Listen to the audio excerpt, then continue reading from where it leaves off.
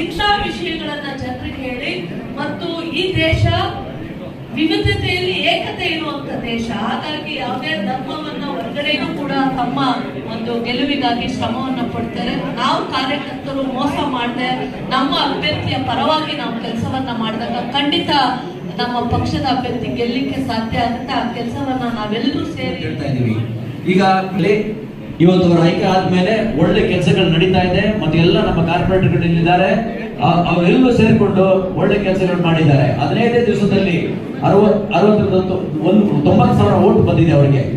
ಆದ್ರಿಂದ ಈ ಸರ್ತಿ ನಾವು 90,000ರಿಂದ 1 ಲಕ್ಷ ಓಟ್ ಕೊಡ್ಬೇಕಂತ ಹೇಳಿ ನಾವೆಲ್ಲ ತೀರ್ಮಾನ ಮಾಡಿದ್ದೀವಿ. ಈಗಾಗಲೇ ಸುಮಾರು ಮೀಟಿಂಗ್ಗಳಾಗಿದೆ ಪುಲಕೇಶಿ ನಗರ ಕ್ಷೇತ್ರದಲ್ಲಿ. ಖಂಡಿತ 90,000ರಿಂದ 1 ಲಕ್ಷ ನಾವೆಲ್ಲ ಎಸಿ ಶ್ರೀನಿವಾಸ್ ಅವರ ನೇತೃತ್ವದಲ್ಲಿ ನಾವು ಕೊಡ್ತೀವಿ ಅಂತ ಹೇಳಕ್ಕೆ ನಾನು ಇಚ್ಛೆ ಪಡ್ತಾ ಇದ್ದೀನಿ. ಅದರಿಂದ ಪುಲಕೇಶಿ ನಗರದಲ್ಲಿ ಖಂಡಿತ ನಿಮಗೆ 2 ಕ್ಷೇತ್ರ ಕವರ್ ಆಗೋಷ್ಟು ಲೀಡ್ ನಿಮ್ಗೆ ಬರ್ತದೆ.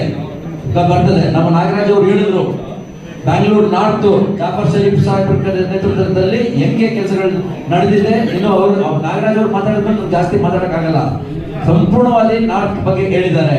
ನಮ್ಮ ಹರಿಪ್ರಸಾದ್ ಸಾಹೇಬರು ನಮಗೆಲ್ಲ ನಮ್ಮ ಕಾರ್ಪೊರೇಟರ್ಗಳ ಮಾರ್ಗದರ್ಶನ ಮಾಡಿ ನಮ್ಗೆಲ್ಲ ಮುಂದೆಯಿಂದ ನಮ್ಮ ಜೊತೆಲ್ಲ ಕೈ ಜೋಡಿಸಿಕೊಂಡು ಬಂದಿದ್ದಾರೆ.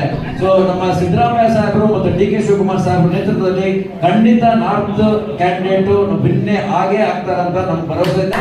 ಯಾಕಂದ್ರೆ ಇದು ನಿಮ್ಮ ಕಾರ್ಯಕರ್ತರ ಶಕ್ತಿಯಿಂದ ನಾನು ಹೇಳ್ತಾ ಇರೋದು, ನಮ್ಮ ಶಕ್ತಿ ಇಲ್ಲ. ಇಲ್ಲಿ ಮುಂದೆ ಯಾರು ಕೂತಿದ್ದೀರೋ ಇನ್ನು ಲಕ್ಷಾಂತರ ಕಾರ್ಯಕರ್ತರಿಗೆ ಬಂದಿಲ್ಲ, ಅವ್ರ ಪರವಾಗಿ ನಾನು ಹೇಳ್ತಾ ಇರೋದು.